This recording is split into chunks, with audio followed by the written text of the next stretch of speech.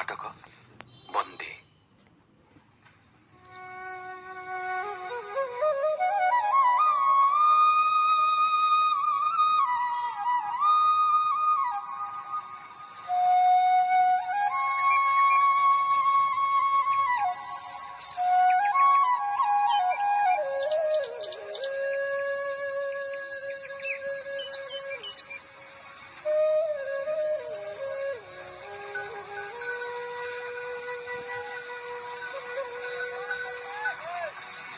हेम एत वर्ष पर मुझे देखुची एठारे किछि भी बदली नहीं।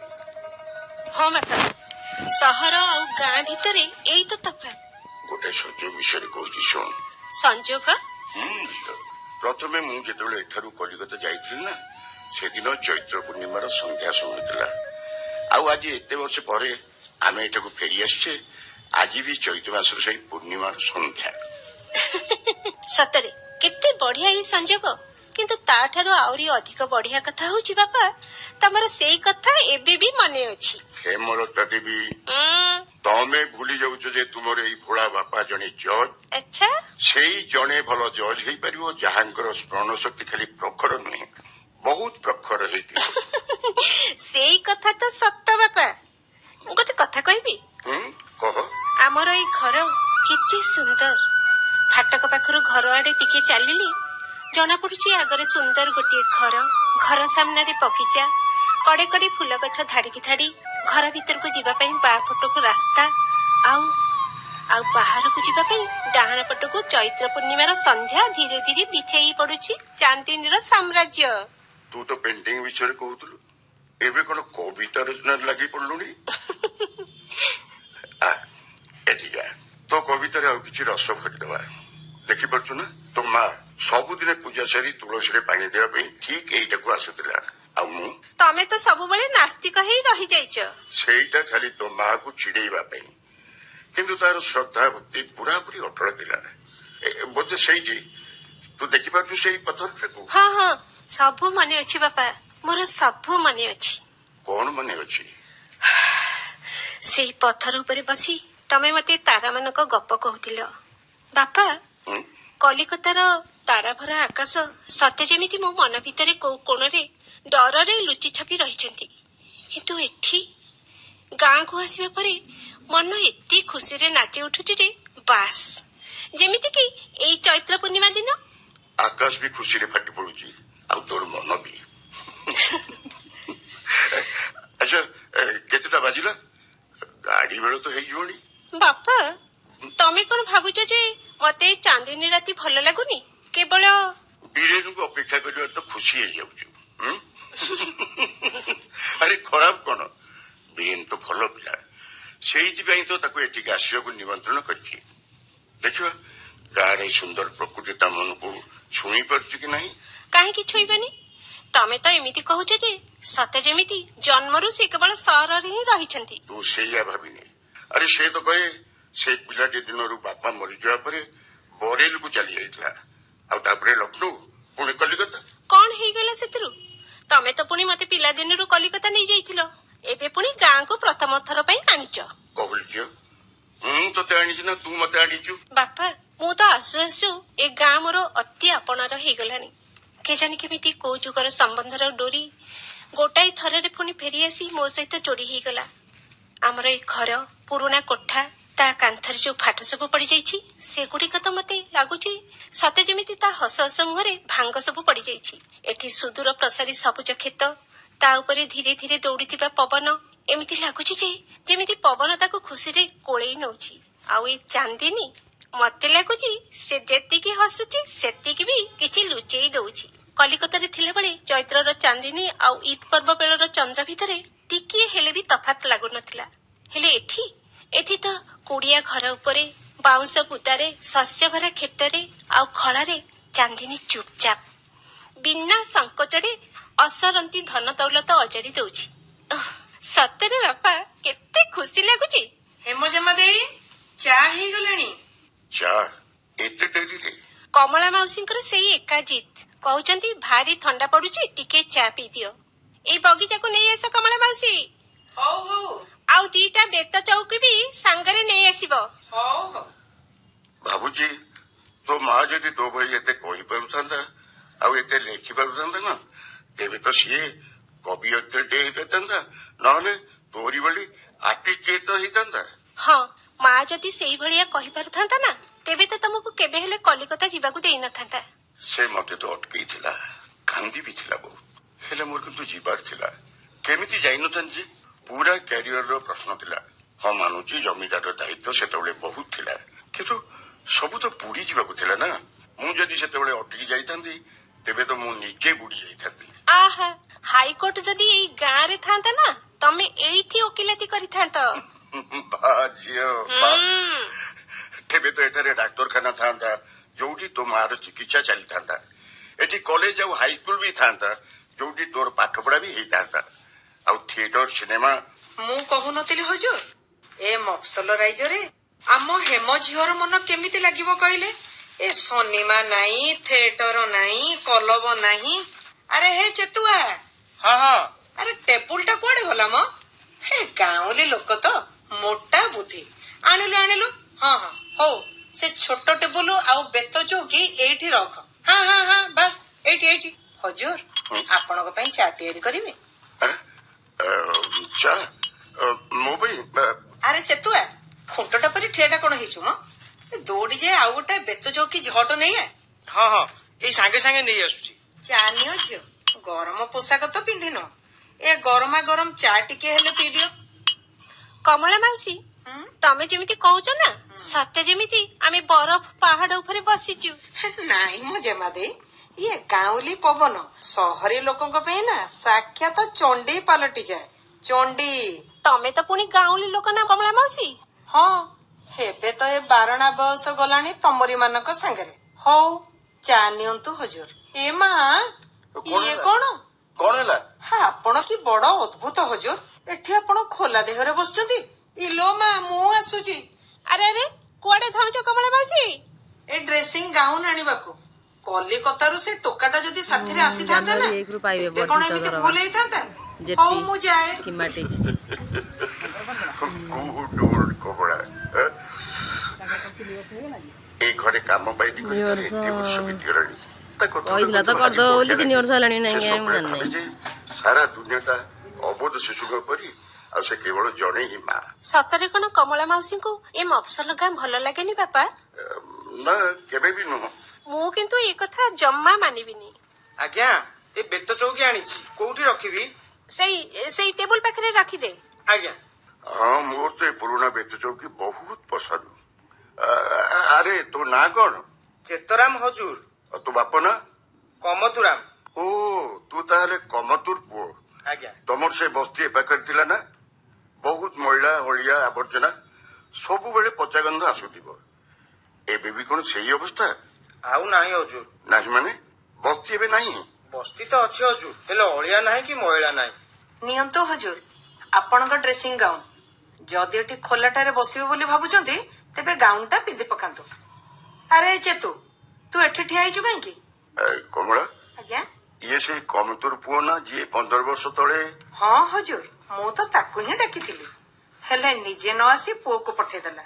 ହଉ, ଚିହ୍ନା ପରିଚିତ ପିଲା, ଚୋରି ଫୋରି କଲେ ବଳେ ଧରା ପଡିଯିବ, ନାଇଁ କି? କିଛି ଅସୁବିଧା ହବନି ବାବୁ। ତମେ ତ କମଳା ମାଉସୀ ଯାହା ମନକୁ ଆସୁଛି କହି ପକଉଛ। ନାଇଁ ଗୋ ଜେମା ଦେଇ, ଆଜିକାଲି ଏ ମଫସଲି ଲୋକେ ସାଧା ସିଧା ହେଇ ରହିନାହାନ୍ତି, କାନ କାଟି ନେବେ। ଆରେ ଚେତୁ, ଏ ଚା ଟ୍ରେ ନେଇ ଶୀଘ୍ର ଚାଲେ, ପଲଙ୍କ ପୁଣି ଠିକ କରିବାକୁ ହବ। ଯାଇ ଦେଖିଲୋ ମା, ସେ ପୂଜାରୀ ଟୋକାଟା ରନ୍ଧାବଢା ସାରିଲାଣି କି ନାଇଁ? ଡିୟର ଓଲ୍ଡ କମଳା। ଆରେ ଚେତରାମ। ଆଜ୍ଞା ଜେମା ଦେଇ। ତମ ବସ୍ତିରେ ଏବେ ମଇଳା ନାହିଁ କଣ ପାଇଁ? ବସ୍ତି ଭାସି ଯାଇଛି ଆଜ୍ଞା। ଭାସି ଯାଇଛି ମାନେ? ହଁ ଆଜ୍ଞା, ଗଲା ବର୍ଷ ଭୀଷଣ ବଢିରେ ଆମ ବସ୍ତିଟା ପୁରାପୁରି ଉଜୁଡି ଗଲା। ବସ୍ତିରେ 40 ପାଖାପାଖି ଘର ଥିଲା, ସବୁ ଭାସିଗଲା। ମୋ ଜେଜେଙ୍କର 8 ମାଣ ଧାନ ଜମି ଥିଲା, ବହୁ କଷ୍ଟରେ ମହାଜନ ଦେଣା ପଇଠ କରି ଦେଇଥିଲୁ, ହେଲେ ସବୁତକ ଜମି ବାଲିଚର ହେଇଗଲା। ମୋ କାନା କାକର 4ଟା ଛେଳି ଥିଲେ, ସେ ସବୁ ବି ବଢି ପାଣିରେ ଭାସିଗଲା। এই কথা তো মତେ ଜଣା ନାହିଁ। ଆଚ୍ଛା, ସରକାରୀ ସାହାଯ୍ୟ କିଛି ମିଳିଲା କି? ସେ ବିଷୟରେ ସରକାରୀ କାଗଜପତ୍ର କାମ ଚାଲିଛି ଆଜ୍ଞା, ହେଲେ ଆମେ ସବୁ ପାହାଡ ତଳି ଅଞ୍ଚଳକୁ ପଳେଇଗଲୁ। ସେଠି ବି ନୂଆ ବସ୍ତି ଗଢି ଉଠିଲାଣି। Very good. ତମେ ତମର ତ ସରିନି ତାହେଲେ ବହୁତ ସେପଟରେ ଉତ୍ସାହ ପ୍ଲସ୍ ଅଛି। ଥ୍ରୀ କଲ ହେଲେ କେମିତି ମୁଁ ମାନେ ଯାହା ମନେ ଆରେ ପଡୁଛି, ସେଇଟା ପ୍ଲସ୍ ଥ୍ରୀ ସେ ବୋଲି କଣ କୋଉଠି ପାହାଡ ମେନସନ ତଳି ହେଇଛି କି? ଅଞ୍ଚଳଟା ତ ସେଇଟା ତ କୋଉଠି ଲୁଣି ମେନସନ ପଡା ହେଇନାହିଁ ସେଠାରେ ସେଇଟା ତ ପ୍ଲସ୍ ଥ୍ରୀ ଚାଷବାସ ବୋଲି। କରିବାର ପ୍ରଶ୍ନ ହିଁ ଉଠୁନି। ସିଏ ଆଚ୍ଛା, ଇକ୍ୱିଭାଲେନ୍ସ ଟୁ ପ୍ଲସ୍ ଥ୍ରୀ। ତମମାନଙ୍କର କିଛି ଅସୁବିଧା ହଉନି ତ ସେଠାରେ? ଅସୁବିଧା ତ ହଉଛି ଆଜ୍ଞା, ହେଲେ 10 ଜଣ ଲୋକ ମିଶି ପାଳି କରି କାମ ଚଳେଇ ଦଉଛି। ବାସ୍ ଖାଲି ଗୋଟାଏ ବନ୍ଧ ତିଆରି ହେଇଗଲେ ଜାଣ ବେড়ା ପାର ହେଇଯିବ। ତମେମାନେ ତ ବହୁତ ସାହସ ଦେଖେଇଛ। ତଥାପି ଏମିତି ତ ସମସ୍ୟା ଅଛି ନା ବାପା। ମୁଁ ତ ଆଦୌ ଭାବି ପାରୁନି ଏମାନଙ୍କୁ ସବୁଦିନ ପେଟକୁ ମୁଠାଏ ଦାନା କେମିତି ମିଳିପାରୁଥିବ, କେମିତି ଚଳୁଛନ୍ତି ଏମାନେ। ଆରେ ଚାକିରି ମଜୁରୀ ଯେତେବେଳେ ଯାହା ମିଳୁଛି। ସେ କଥା ତ ସତ ହଉଛି। ଏବେ କିନ୍ତୁ ଆମେ ସବୁ ବାଉଁଶ କାମରେ ଲାଗି ଯାଇଛୁ। ବାଉଁଶରେ ବିଭିନ୍ନ ପ୍ରକାରର ଜିନିଷ ସବୁ ତିଆରି କରୁଛୁ। ହାଟ ବଜାରରେ ସବୁ ବିକ୍ରି ବି ହେଇଯାଉଛି। ଏଠି ଯୋଉ ବେତ ଚୌକି ପଡିଛି, ଆମେ ୟାଠାରୁ ଆହୁରି ବଢିଆ ଚୌକି ପୁଣି ଦେଇପାରିବୁ। ତାହେଲେ ଆମ ପାଇଁ ଗୋଟେ ସେଟ୍ ପୁଣି ଆଣିବୁ। ହଁ ହଜୁର, ନିଶ୍ଚୟ ଆଣିଦେବି। ମୋ ଜେଜେ ତ ଦିନ ରାତି ସେଇ କାମରେ ଲାଗିଛନ୍ତି। ମୁଁ ବି ଟୋକେଇ ବୁଣା କାମ ଶିଖିଗଲିଣି।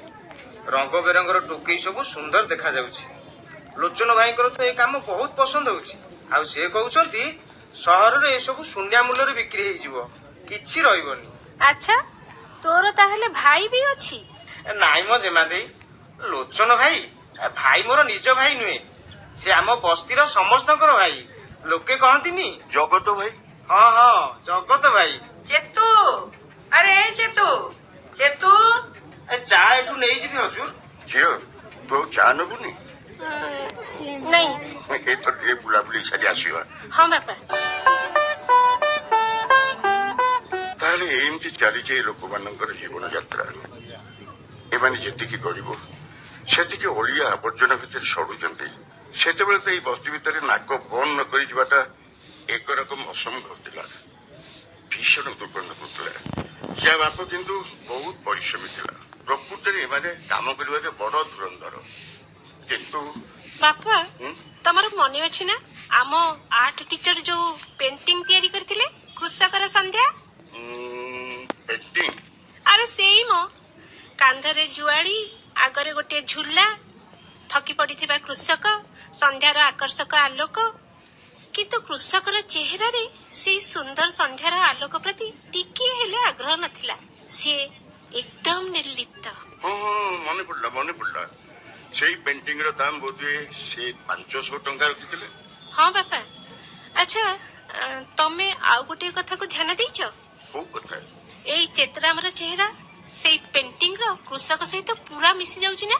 ଆର୍ଟ ଟିଚର କହୁଥିଲେ ଗ୍ରାମୀଣ ଲୋକଙ୍କ ଜୀବନ ଆଉ ଗ୍ରାମୀଣ ଦୃଶ୍ୟ ଭିତରେ ଅସଂଖ୍ୟ ମାଷ୍ଟରପିସର ମଞ୍ଜି ବୁଣି ହେଇଯାଇଛି। ଗୋଟିଏ ଗୋଟିଏ ଚେହେରାରେ ଯୁଗ ଯୁଗର ଅବସାଦ ଭରି ରହିଛି। ପୁଣି ଗ୍ରାମୀଣ ଜୀବନର ଗୋଟିଏ ଗୋଟିଏ ଦୃଶ୍ୟରେ ଯୁଗ ଯୁଗର ଗଭୀରତା ମିଶିକି ରହିଛି। ଅମୃତା ସେର୍ଗିଲଙ୍କ ଚିତ୍ରଗୁଡ଼ିକ ଏବେ ମନେ ପଡିଯାଉଛି। ସତରେ କି ସୁନ୍ଦର ସେଗୁଡାକ। ଅମୃତା ସେର୍ଗିଲ? ହଁ।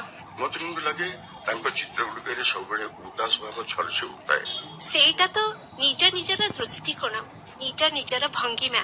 କିନ୍ତୁ ବାପା, ଏକଥା ତ ସ୍ୱୀକାର କରିବାକୁ ପଡିବ ଯେ ସେର୍ଗିଲଙ୍କ ରଙ୍ଗ ଭିତରେ ଭାରତର ଗାଁର ମାଟି ଝଲସି ଉଠୁଛି ନା? ହେଇପାରେ। ଜାଣିଛ ବାପା, ମତେ ଲାଗୁଛି ସତେ ଯେମିତି ଗାଁକୁ ଆସିବା ପରେ ମୋ ତୋଳିକୁ ନୂଆ ଦୃଷ୍ଟି ମିଳିଯାଇଛି। ମୁଁ ତ ଏଠି କେତେ ନାଇଁ କେତେ ଚିତ୍ର ଆଙ୍କିପାରିବି, ତାର ହିସାବ ନାହିଁ। ପାଚିଲା ଧାନ କ୍ଷେତର ଆଶ୍ଚର୍ଯ୍ୟ ହେଇ ଚାହିଁ ରହିଥିବା କୃଷକ କନ୍ୟା, ରଙ୍ଗ ବେରଙ୍ଗର ଟୋକେଇ ବୁଣୁଥିବା ଏଇ ଚେତରାମର ବାପ, ସକାଳର ସୂର୍ଯ୍ୟ କିରଣରେ ଗାଧେଇ ପଡିଥିବା ଗାଈକୁ ଦୁହୁଁଥିବା ଗୋପାଳ। ଆଉ ଏ ଚାନ୍ଦିନୀ? କିନ୍ତୁ ହେମ, ସେଇ ଚିତ୍ରଟା ତୁ ଆଙ୍କି ସାରିଲୁଣି କି ନାଇଁ କହିଲୁ? କୋଉ ଚିତ୍ର କହିଲ ବାପା? ଆରେ ସେଇଟା ମ, ସେଇ ବିଶିଷ୍ଟ ଚିତ୍ରଟି। ବାପା, ତମେ ବଡ। କିନ୍ତୁ ବୀରେନ ତ ସ୍ଥିର ହେଇ ଘଡ଼ିଏ ବସି ପାରୁନାହାନ୍ତି। ଗୋଟିଏ ସିଟିଂରେ 15 ମିନିଟ ସମୟ ଦେବାକୁ ବି ସେ ନାରାଜ। ଏଠିକି ସେଠିକି ଡିଆଁ ଡେଇଁ କରିବାରେ ସେ ବ୍ୟସ୍ତ। ହଁ, ଜଣା ପଡୁଛି ଏବେ ବି ସେ ମହାଶୟ କୋଉଠି ନା କୋଉଠି ଡିଆଁ ଡେଇଁ କରୁଥିବେ। ତମେ ଅଯଥାରେ ଟାଙ୍ଗା ପଠେଇଦେଲ। ତାଙ୍କ ପାଦରେ ତ ସତେ ଯେମିତି ଶନି ସବାର ହେଇଯାଇଥାଏ। ଶନି ନୁହଁ ଆଜି ତ ଶୁକ୍ରବାର, ସେଇଥିପାଇଁ ବହୁତ ହେମଲତା ଦେବୀ ଟାଙ୍ଗା ପଠେଇବାକୁ ଭୁଲିଗଲେ। ବୀରେନ, ଆରେ ବୀରେନ, ତମେ କଣ ଷ୍ଟେସନରେ ଆମ ଟାଙ୍ଗାକୁ ଦେଖିପାରିଲୁନି? ନମସ୍କାର ବାପା। ଷ୍ଟେସନରେ ତ ଟାଙ୍ଗା ନଥିଲା ବୋଧହୁଏ। ସେ ଶୈଶବୀ ଗୋଟେ ବିଚିତ୍ର ପ୍ରାଣୀ। ଯାଇ ତ ଥିଲା, ରାସ୍ତା ବି ଗୋଟାଏ, ତା ସାଙ୍ଗରେ ଭେଟ କେମିତି ହେଲାନି? ବ୍ୟସ୍ତ ହବାର କିଛି ନାହିଁ। ଏଇ ଟାଙ୍ଗା ନ ମିଳିବା ଭିତରେ ମୋର ଗୋଟେ ବଡ କାମ ହେଇଗଲା। ଆଚ୍ଛା, ତମ ଜିନିଷ ପତ୍ର ତେବେ କୋଉଠି ଅଛି? ଚେତୁ କମଳା ମାଉସୀ ଚେତୁକୁ ଜଲ୍ଦି ପଠେଇ ଦିଅ ଜିନିଷ ପତ୍ର ସବୁ ଆଣିବ। ଆରେ ଷ୍ଟେସନରେ ଚୌଧୁରୀ ଜଙ୍ଗା ବାହାଦୁରଙ୍କ ଜିମାରେ ମୁଁ ଜିନିଷ ପତ୍ର ଛାଡି ଦେଇ ଆସିଛି। ତା ଅର୍ଥ ତମକୁ ବି ଚୌଧୁରୀ ଜଙ୍ଗା ବାହାଦୁର ମିଳିଗଲେ ନାହିଁ? ଇଏ ସେଇ ଲୋକ ନା ବାପା ଯିଏ କାହାକୁ ନା କାହାକୁ ଆଣିବା ପାଇଁ ସବୁ ଗାଡି ପାଖକୁ ଯାଆନ୍ତି। କିମ୍ବା କୌଣସି ନା କୌଣସି ଯାଉଥିବା ଲୋକଙ୍କୁ ଛାଡିବା ପାଇଁ। ଏ ତ ଏକ ବିଚିତ୍ର ଶୋ। ଦୁନିଆ ପଛେ ଓଲଟ ପାଲଟ ହେଇଯାଉ, ହେଲେ ସେ ମହାଶୟ ସବୁ ଗାଡି ଆସିଲା ବେଳକୁ ଷ୍ଟେସନରେ ନିଶ୍ଚିତ ଭାବରେ ପହଞ୍ଚିଥାନ୍ତି। ଆରେ ମାତ୍ର 2ଟି ଗାଡି ତ ଆସୁଛି ଏ ଛୋଟ ଷ୍ଟେସନଟାକୁ, ହେଲେ ଚୌଧୁରୀଙ୍କ ଯୋଗୁଁ ସୁନସାନ ଷ୍ଟେସନଟାରେ ଏଇ ସତେଜତା ଆସିଯାଉଛି। ଆପଣ ଠିକ କଥା କହିଛନ୍ତି ବାପା। ଷ୍ଟେସନରେ ଓହ୍ଲେଇବା ପରେ ଯେ ପର୍ଯ୍ୟନ୍ତ ତାଙ୍କ ସାଙ୍ଗରେ ଦେଖା ହେଇନଥିଲା ସେ ପର୍ଯ୍ୟନ୍ତ ମତେ ଲାଗୁଥିଲା ସତେ ଯେମିତି ମୁଁ ପ୍ରଶାନ୍ତ ମହାସାଗରରେ କୌଣସି ଏକ ଟାପୁରେ ଓହ୍ଲେଇ ପଡିଛି। ଆଚ୍ଛା ଆଚ୍ଛା ତମେ ବୋଧହୁଏ ଏଠି ହାଓଡା ଷ୍ଟେସନର ଭିଡ ହବ ବୋଲି ଭାବୁଥିଲ ନାଇଁ? ଏଠି କିନ୍ତୁ 4 ଛକର କୋଳାହଳ ହଉଥିବାର ଆଶା ରଖିବା ବୃଥା ବୀରେନ ବାବୁ। ତମେ କେମିତି ଭାବି ପାରିଲ ଯେ ମତେ କେହି ଅଜଣା ଲୋକ ବା ଅଜଣା ଜାଗା ଭଲ ଲାଗେନି ବୋଲି?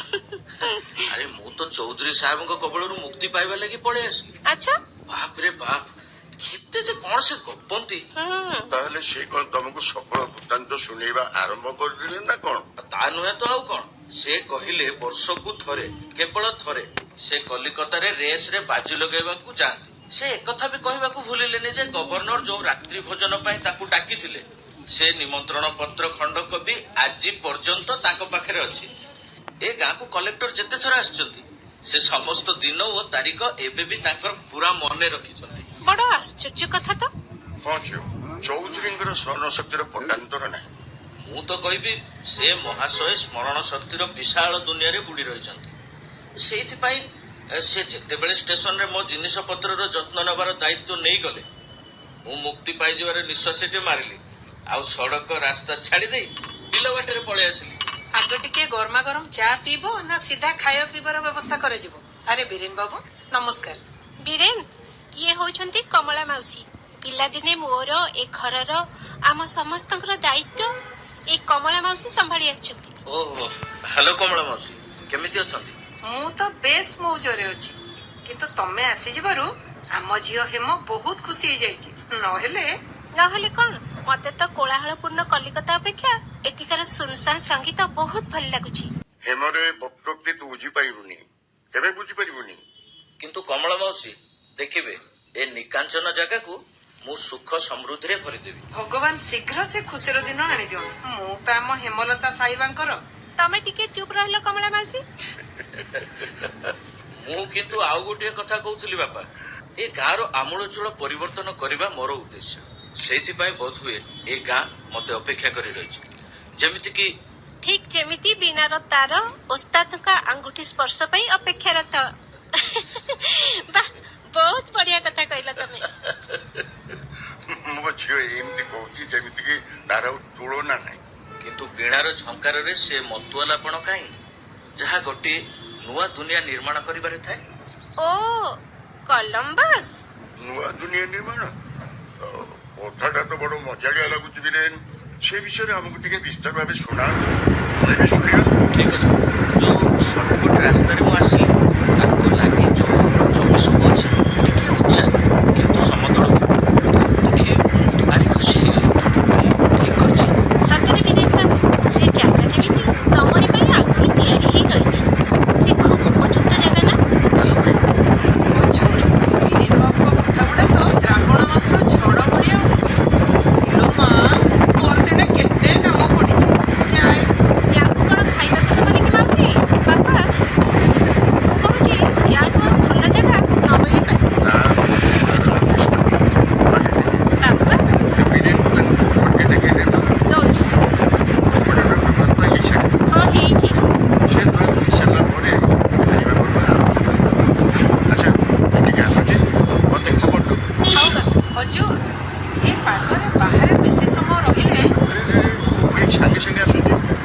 ଚୌଧୁରୀ ସାହେବ ଏଇଦିନ ଆସିଗଲେ ତାଙ୍କ ସହିତ ଦୁଇ ପଦ କଥା ବି ହେଇଯିବ। କିନ୍ତୁ ବାପା ଆପଣ ଟିକେ ଚିନ୍ତା କରିବେ, ଗ୍ରାମଧାର ସମିତି ପାଇଁ ପାହାଡ ତଳ ଜମିଠାରୁ ଆଉ କୌଣସି ଜାଗା ବୋଧହୁଏ ଭଲ ହବ। ଗ୍ରାମୋଦ୍ଧାର ସମିତି, ହଁ ବିଚାର ତ ବହୁତ ବଢିଆ। ଗୋଟେ ସମୟରେ ମୁଁ ବି କିଏ ଚେତୁ ତୁ ଏଠି ଆଜ୍ଞା ହଜୁର। କରିଦେଇଛି। ଠିକ ଅଛି ହଜୁର କଥା କଣ ସେ ତ କିଛି କହିବି ହଜୁର ସେଇ ପାହାଡ ତଳ ଜମି ନୂଆ ସାହେବ ଯୋଉ ଜମି ନବା କଥା କହୁନଥିଲେ ଯୋଉ ଜମିରେ ସେ ଗ୍ରାମୋଦ୍ଧାର ସମିତି ନିର୍ମାଣ କରିବା କଥା କହୁଥିଲେ ତ? ହଁ ଆଜ୍ଞା, ସେଇ ଜମିରେ ପୁରା ଆମେ ନୂଆ ବସ୍ତିଟିଏ ଗଢିଛୁ। ସେଠି 20-30ଟା ବାଉଁଶ ବୁଦା ଉତରିଗଲେ ଆଉ ଆମର ଦୁଃଖ ଅସୁବିଧା କିଛି ରହିବ ନାହିଁ। ଆରେ ତମେ ସବୁ ଯୋଉଠି ଚାହିଁବ ସେଠି ତମ ବସ୍ତି ତିଆରି କରିବେ, କିନ୍ତୁ ଗାଁର ଉନ୍ନତି ଆଉ ପରିତ୍ରାଣ ପାଇଁ ବହୁତ କାମ ଟାଙ୍ଗା ଆସିଗଲା ବୋଧେ। ଦେଖୁଛି ତୁ ବୀରେନ ବାବୁଙ୍କ ଜିନିଷପତ୍ର ଯାଇ ଓହ୍ଲେଇଦେ। ଆଜ୍ଞା ଯାଉଛୁ ହଜୁର। ରାୟ ସାହେବ ଅଛନ୍ତି କି? ରାୟ ସାହେବ ଅଛନ୍ତି? ନମସ୍କାର। ଚୌଧୁରୀ ସାହେବ ମୋ ହାତରେ ଜିନିଷପତ୍ର ପଠେଇଛନ୍ତି। ମୋ ନାଁ ବାଲେଶ୍ୱର ବିପି ସିହ୍ନା, ଆଉ ଏ ହେଉଛି କରମଚାନ୍ଦ ବରେଇଟା। ନମସ୍କାର ହଜୁର। ଏ ବच्ଚୁ ବାବୁଙ୍କ କକା ପୁଅ ଭାଇ ଆଜ୍ଞା। ମୁଁ ଚୌଧୁରୀ ସାହେବଙ୍କ ପୁତୁରା। ଚୌଧୁରୀ ସାହେବ ତେବେ କୋଉଠି ହେଇଗଲେ? ବୁଝିଲେ ଆଜ୍ଞା, ଟାଙ୍ଗାରେ ବସି ଆସିବା ଯୋଗୁଁ ତାଙ୍କର ବୁଲିବା କୋଟା ପୂରଣ ହେଇପାରୁନଥିବାରୁ ସେ ପୁଣି ବୁଲିବାକୁ ଚାଲିଲେ। ବଢିଆ କଥା ତ। ଆମେ ଭାବିଲୁ ହଜୁର ଆପଣଙ୍କ ଜିନିଷପତ୍ର ପହଞ୍ଚେଇ ଦେବା ସଙ୍ଗେ ସଙ୍ଗେ ଆପଣଙ୍କର ଦର୍ଶନ ବି ପାଇଯିବୁ। କଥା କଣ କି ହଜୁର, ଏ ମଫସଲରେ ଲାଇନ ବୋଲି କିଛି ନାହିଁ। ଇଏ ଯେବେଠାରୁ ସହରରୁ ଫେରି ଆସିଲେଣି ଆମକୁ ଲାଗୁଛି ସେ ଯେମିତି ଏଠି ବନ୍ଦୀ ହେଇଯାଇଛନ୍ତି। Transportation of life. ସହରରେ କଣ କରୁଥିଲ? କରମଚାନ୍ଦ ଇଣ୍ଟରମିଡିଏଟ ପଢି ଫେରି ଆସିଛି। ଆଉ ମୁଁ କଥା କଣ କି ହଜୁର, କୋଉ ଜଣେ ଅନାଡି ପ୍ରଶ୍ନକର୍ତ୍ତା ପ୍ରଶ୍ନ ଗୁଡାକ ଏମିତି ଅବଜ୍ଞା କରି ପକେଇଥିଲେ ଯେ ମୁଁ ତ ବିଏ ପଢୁଥିଲି, ଆଉ ଗୋଟିଏ ଅଫିସରେ କିରାଣୀ ଚାକିରି ପାଇଁ ଦରଖାସ୍ତ ବି ପକେଇଥିଲି, ହେଲେ କାହାରି ସୁପାରିଶ ନଥିବାରୁ। କିରାଣୀ ଚାକିରି? ହଁ ଆଜ୍ଞା, ତମର ଏଠି ପରା ଏକର ଏକର ଜମି ପଡିଆ ପଡିଛି। ପାଠପଢା ସରିବା ପରେ ପୁଣି ଜମିବାଡି ଚାଷ। ତା ଛଡା ସହରର ଲାଇଫ ଅନ୍ୟ ପ୍ରକାର। ଖାଇବା ପାଇଁ ହୋଟେଲ, ବୁଲିବା ପାଇଁ କାର୍, ମନୋରଞ୍ଜନ ପାଇଁ ସିନେମା। କୋଉଠି ରହୁଥିଲ? ସହରରେ ରହିବାର ଅସୁବିଧା କଣ? 2 ହାତ ଜାଗା ମିଳିଗଲେ ଯଥେଷ୍ଟ। ସହରର ସଡକ ତ ଏ ମଫସଲର ବୈଠକଖାନା ଠାରୁ କମ୍ ନୁହେଁ। ସେ କୋଳାହଳ, ଆଖି ଝଲସା ଆଲୁଅ। ଆରେ ବାବୁ, ତମେ ତ ସବୁ ସହର ବିଷୟରେ ଭୁଲ କଥା କହୁଛ। ମୋ ପରା ପିଲାଦିନ ଆଉ ଯୌବନର ଅନେକ ସୁନ୍ଦର ଆଉ ସୁଖଦ ବର୍ଷ ଏଇଠି କଟେଇଛି, ଏଇ ଗାଁରେ। ସେ କାଳ କଥା ଅଲଗା ପ୍ରକାରର ହେଇଥିବ ଯ ସାହେବ। ତା ଛଡା ଅଳ୍ପ ବୟସର ଥିବାବେଳେ ଗାଁର ଜୀବନ ସାଙ୍ଗରେ ସହରର ମନଛୁଆ ଜୀବନକୁ ତୁଳନା କରିବାର ସୁଯୋଗ ବା କୋଉଠି ମିଳିଥିବ? ଛୁଆ ଛାଡ ସେ କଥା। ଆଜିକାଲି ଏଠାରେ କଣ ସବୁ କରୁଛ? କଣ ଆଉ କରିବୁ ଆଜ୍ଞା, ବେକରେ ଢୋଲ ପଡିଛି ଯେତେବେଳେ ବଜେଇବାକୁ ତ ପଡିବ। ଭାବୁଛୁ ଗାଁର ଶିକ୍ଷିତ ଲୋକଙ୍କୁ ନେଇ ଗୋଟାଏ କ୍ଲବ ତିଆରି କରିବୁ। ଏତକ ବି ତ କରେଇ ଦଉନାହାନ୍ତି ଏଠିକା ଲୋକ। କୋଉ ଲୋକ? ହଜୁର, ଏ ଗାଁର ରାଜନୀତି କଣ ଆପଣଙ୍କୁ ଜଣା ନାହିଁ? ଏଠାରେ ବି କଣ ରାଜନୀତି ଚାଲୁଛି ନାହିଁ? ଆଜ୍ଞା, ପ୍ରବଳ ସରଗରମରେ ଚାଲୁଛି। ମୁଁ ଆଉ କରମଚାନ୍ଦ ଆମେ ତ ଚାହୁଁଛୁ କ୍ଲବଟିଏ ସୁରୁଖୁରୁରେ ଚାଲୁ ବୋଲି। ପ୍ରେସିଡେଣ୍ଟ, 2 ଜଣ ଭାଇସ ପ୍ରେସିଡେଣ୍ଟ, ଜଣେ ସେକ୍ରେଟାରୀ, 2 ଜଣ ଜଏଣ୍ଟ ସେକ୍ରେଟାରୀ, 5 ଜଣ କମିଟି ମେମ୍ବର। ହେଲେ ଏଇ କାଗଜ ଦେଖୁନାହାନ୍ତି ଆଜ୍ଞା, ଏଇଭଳିଆ ଲେଟର ପ୍ୟାଡ ଛପେଇବା ପାଇଁ ଯୋଜନା କରିଛୁ। ସଭା ଉପରେ କ୍ଲବର ନାଁ ରହିବ, ଆଉ ଏଠି ମାର୍ଜିଂରେ ସବୁ ପଦାଧିକାରୀଙ୍କ ନାମ। ଆଉ ହେଲେ ଠାକୁରଙ୍କ ବସ୍ତିରେ 2 ଜଣ ଅଛନ୍ତି, ଧରମ ସିଂ ଆଉ କିଶନ କୁମାର ସିଂ। ସେମାନେ କହୁଛନ୍ତି 2 ଜଣ ଯାକ ଭାଇସ ପ୍ରେସିଡେଣ୍ଟ ତାଙ୍କ ଲୋକ ହେବେ। କମିଟିରେ ବି ତାଙ୍କ ଜାତିର 3 ଜଣ ଲୋକ ରହିବେ। ମୁଁ କହିଲି ତୁମେ ଗୋଟିଏ ଜଏଣ୍ଟ ସେକ୍ରେଟାରୀ ପଦରେ ଆଉ 2 ଜଣ କମିଟି ମେମ୍ବର ପଦରେ ରୁହ। ହେଲେ ସେମାନେ ବି ତ ଶିକ୍ଷିତ ହେଇଥିବେ। ହଁ ଆଜ୍ଞା, ସେମାନେ କଲେଜ ଯାଇ ପାଠ ପଢିଛନ୍ତି। ତାହେଲେ ଆଉ କଣ, ନିଜକୁ ସେମାନେ ଲାଟ ସାହି ବୋଲି ଭାବୁଛନ୍ତି। ପୁଣି କହୁଛନ୍ତି କ୍ଲବ ହବ ତ ତାଙ୍କରି ସାହିରେ ହବ। ଆପଣ ଭାବୁନାହାନ୍ତି ହଜୁର, ଆମେ ଥାଉ ଥାଉ ଠାକୁରଙ୍କ ସାହିରେ କ୍ଲବ ଘର କେମିତି ତିଆରି ହବ? ଆପଣ ହିଁ ନ୍ୟାୟ ବିଚାର କରନ୍ତୁ ଜଜ ସାହେବ। ଦେଖ ଭାଇ, ଏ ବିଷୟରେ ତମମାନେ ବରଂ ବୀରେନ ସହିତ କଥାବାର୍ତ୍ତା କର। ଦେଖ କୋଉ କୋଉ ବୀରେନ ଆସି ପହଞ୍ଚିଗଲେଣି। କଥା କଣ ବାପା, ମୋ ଗ୍ରାମୋଦ୍ଧାର ସମିତି ବିଷୟରେ କଣ? ବୀରେନ, ସେଇ କଥା ତମେ ଏଇମାନଙ୍କୁ ବୁଝାଅ। ଇଏ ହେଲେ ବାଲେଶ୍ୱର ଓରଫ ବିପି ସିହ୍ନା, ଆଉ ଇଏ ହଉଛନ୍ତି କରମଚାନ୍ଦ ବୈରେଠା, ଗାଁର ଶିକ୍ଷିତ ନବଯୁବକ। ସେମାନେ ଗୋଟେ କ୍ଲବ ପ୍ରତିଷ୍ଠା କରିବାକୁ ଚାହୁଁଛନ୍ତି, ତାଙ୍କୁ ବୁଝେଇବୁ ହେଲା। ମୁଁ ଆସୁଛି, ଭୋଟ ରେଡି ହେଇଗଲାଣି। ଆଚ୍ଛା, ତୁମେ ମାନେ ତାହେଲେ ଗାଁରେ କ୍ଲବ ଟିଏ ପ୍ରତିଷ୍ଠା କରିବାକୁ ଚାହୁଁଛ? ହଁ ଆଜ୍ଞା, ଏ ଦେଖନ୍ତୁ, ଏ ହଉଛି ଆମର ଲେଟର ପ୍ୟାଡର ନିୟମାବଳୀର ଚିଠା। ଆଚ୍ଛା, କଥା ହଉଛି କଣ କି, ଆସ ମୋ ରୁମକୁ ପଳେଇବା। ସେଇଠି ଧୀରେ ସ୍ଥିର ମନରେ ସବୁ କଥା ଆଲୋଚନା କରିବା ଆରାମସେ। ଆସ ମୋ ରୁମକୁ ଯିବା। ହଁ ଆଜ୍ଞା, ଚାଲ। ଚାଲ ଆସ। ବୀରେନ, ମୁଁ ଏଇଠି ଅଛି। ବେଶୀ ଡେରି କରିବନି। ତମେ ତ କମଳା ମାଉସୀଙ୍କ କଥା ଜାଣିଛ। ଆରେ ତମେ ବି ଆମ ସାଥିରେ ଆସ ନା, ମୋ ଯୋଜନାଟି ବହୁତ ବଢିଆ। ଶୁଣିବା ମାତ୍ରେ ତମେ ବି ଖୁସି ହେଇ ନାଚି ଉଠିବ। ଆସ। ବିଛୁଆ କୋଉଠିକାର?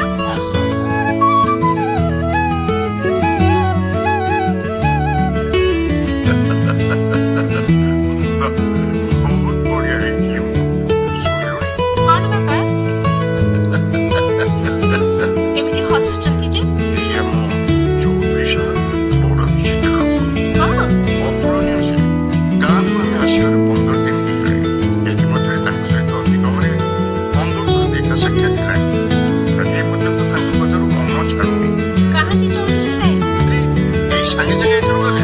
ସବୁଦିନ ସକାଳେ ସେ ବୁଲିବା ବେଳର ସାଙ୍ଗଟେ ହେଇନଥିଲେ ମୁଁ ତ ଏ ଗାଁ ପରିବେଶରେ ମୁକ ବଳି ଯାଇଥାନ୍ତି। ବଧିର ବି ହେଇସାରୁନି। ତମେ ପରା ଆଜି ତାଙ୍କ ଘର ଆଡେ ଯିବାର ଥିଲା। ଯାଇଥିଲେ ତ ଭାବିଥିଲେ କିଛି ସମୟ ତାଙ୍କ ଘରେ କଟାଇବା ପାଇଁ। ସେ କିନ୍ତୁ ବାହାରୁ କହି ଉଠିଲେ, ସେଇଠି ରୁହନ୍ତୁ, ସେଇଠି। ଆଶ୍ଚର୍ଯ୍ୟ। କହିଲେ ଆଗ ମୁଁ ଉପରେ ପହଞ୍ଚିଯାଏ, ତାପରେ ଆପଣ ଭିଜିଟିଂ କାର୍ଡ ପଠେଇବେ, ତାପରେ ବୈଠକଖାନାରେ ପହଞ୍ଚିବେ। ଏଠାକାର ଆଦବ କାଇଦା ଏଇ ପ୍ରକାରର। ଠିକ ଯେମିତି ବ୍ରିଟିଶ ଆଦବ କାଇଦା। ଆଉ ଶୁଣ, ହୁଁ, ତାଙ୍କ ଘରର ପ୍ରାଇଭେଟ ରୁମ୍ ବାହାରେ କଲିଂ ବେଲ୍ ଲାଗିଛି।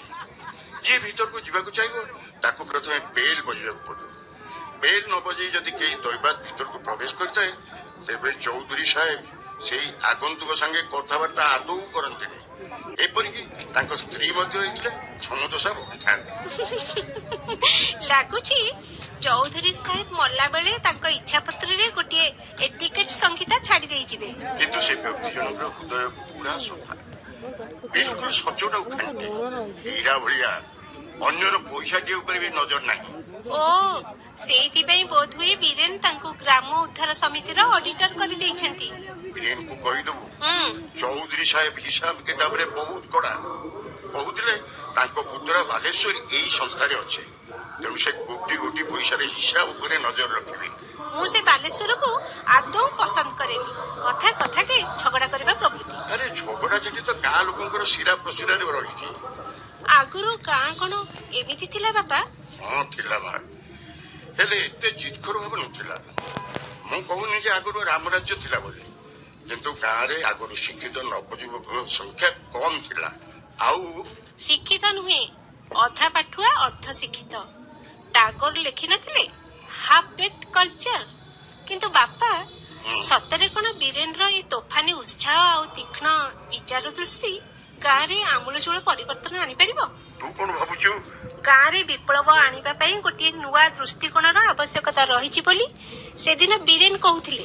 ବୀରେନ ଅନେକ କଥା କହିପାରେ, ତା କଥାରେ କିମିଆ ଅଛି। ତାଙ୍କ କଥାରେ ଶହ ଶହ ଲୋକ ପ୍ରଭାବିତ ହେଇଯାନ୍ତି। ଆଉ ସେ ତୃତୀୟ ପାର୍ଟିର କଥା କଣ କହିଲୁ? ସେମାନେ ଗ୍ରାମ ସଂସ୍କାର ସମିତିରେ ମିଶିଲେ କି ନାହିଁ? ଏବେ ସୁଦ୍ଧା ତ ଚୂଡାନ୍ତ ହେଇନି। କାଲି ରାତିରେ ପ୍ରବଳ ବାଦ ବିବାଦ ଚାଲିଥିଲା। ବୀରେନ ଡେରିରେ ଫେରିଥିଲେ। କିଏ ଜାଣେ କଣ ହଉଥିଲା। ଆଜି ତ ସମିତି ଭବନର ଶିଳାନ୍ୟାସ ହବା କଥା। ହଁ, ହେଲେ ତମେ ସେ ଉତ୍ସବକୁ ଯିବନି ବାପା? ନା ନା, ମୁଁ ଯିବିନି ଝିଅ। ମୁଁ ତ ବୀରେନକୁ ଆଗରୁ କହିଦେଇଥିଲି ଯେ ମୁଁ ସେ ସଭାକୁ ଯାଇପାରିବିନି ବୋଲି। ଆଉ ମତେ କିନ୍ତୁ ବାପା, ସେ ସଭାକୁ ତ ଚୌଧୁରୀ ସାହେବ ଆସୁଛନ୍ତି। ଠିକ ନିୟମ ଅନୁସାରେ ତାଙ୍କୁ ଉପଯୁକ୍ତ ସମ୍ମାନ ଦେଇ ବସେଇବ ହେଲା। ତାଙ୍କର ଉପଯୁକ୍ତ ଯତ୍ନ ନିଆଯିବ ବାପା। ହୁଁ। ଆଚ୍ଛା, ଆପଣ ଯଦି ସେଠିକୁ ନ ଯିବେ, ତେବେ ଦେଖି ନିଅନ୍ତୁ ମୋ ଭାଷଣର ଡ୍ରାଫ୍ଟ କେମିତି ହେଇଛି ଦେଖନ୍ତୁ।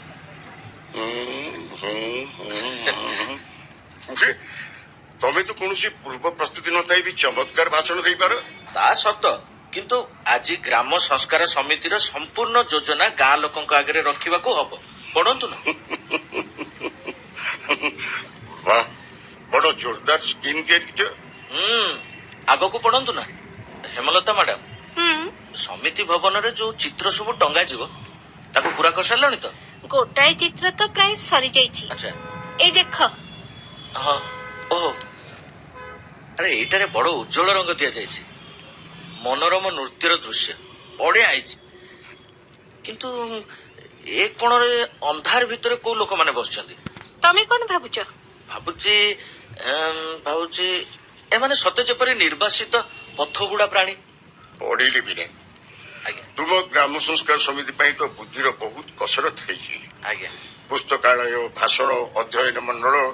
ସେଇ କଥା ବାପା, ଗ୍ରାମ ଜାଗରଣ ଅର୍ଥ କଣ? ନିଜ ଆବଶ୍ୟକତା ଆଉ ସମସ୍ୟା ଉପରେ ଚିନ୍ତା କରିପାରିବାର କ୍ଷମତା। ଗ୍ରାମୀଣ ଅଞ୍ଚଳର ମୂକ ବ୍ୟଥାକୁ ପାଣି ପ୍ରଦାନ କରିବାର ଆବଶ୍ୟକତା ରହିଛି। ଦାବି ହେଉଛି ଏପରି ନିର୍ବାଚିତ ନବ ଯୁବକଙ୍କର ଯେଉଁମାନେ ମାଟି ମାର ପୀଡ଼ାକୁ ଗଗନରେ ଗର୍ଜନରେ ରୂପ ଦେବେ, ଯେଉଁମାନେ କୁସଂସ୍କାର, ଅନ୍ଧବିଶ୍ୱାସ ବିରୁଦ୍ଧରେ ସ୍ୱର ଉତ୍ତୋଳନ କରିପାରିବେ, ଯେଉଁମାନେ ଗାଁର ଆର୍ଥିକ ପ୍ରଶ୍ନ ଉପରେ ବୁଦ୍ଧି ଖଟେଇ ପାରିବେ। ମୁଁ ସମିତିର ପୁସ୍ତକାଳୟରେ ମାର୍କସ ଲେନିନ୍ଙ୍କ ଠାରୁ ଆରମ୍ଭ କରି ସ୍ପେଙ୍ଗଲର, ରସେଲରଙ୍କ ସମସ୍ତ ଗ୍ରନ୍ଥର ଅଧ୍ୟୟନ ପାଇଁ ସମସ୍ତ ବ୍ୟବସ୍ଥା କରିବି। ଲକ୍ଷ୍ୟ ହେବ ଗୋଟିଏ ନୂଆ ଆଲୋକ, ନୂଆ ମାନସିକ ମନ୍ଥନ, ଇଣ୍ଟେଲେକ୍ଚୁଆଲ ଫର୍ମାଟ। ଠିକ ଅଛି ବୀରେନ, ଠିକ ଅଛି। ବହୁତ କଥା ତ ଏଠି ଦେଇପାରିବ, ହେଲେ ଗ୍ରାମୀଣ କ୍ଷେତ୍ରରେ ଥିବା ଦାରିଦ୍ର୍ୟ ଆଉ ଅଳିଆ ଆବର୍ଜନାକୁ ଦେଖିକିରି ମନ ବିଷାରିତ ହେଇ ପଡୁଛି। ବାସ୍ତବରେ ଆପଣ ଗୋଟିଏ ଭଲ ପ୍ରଶ୍ନ ଉଠେଇଛନ୍ତି ବାପା। ଏଠାରେ ଦାରିଦ୍ର୍ୟ ଆଉ ଆବର୍ଜନା ଦେଖି ମୋ ମନରେ ବି ଭୀଷଣ କ୍ରୋଧ ଆସୁ।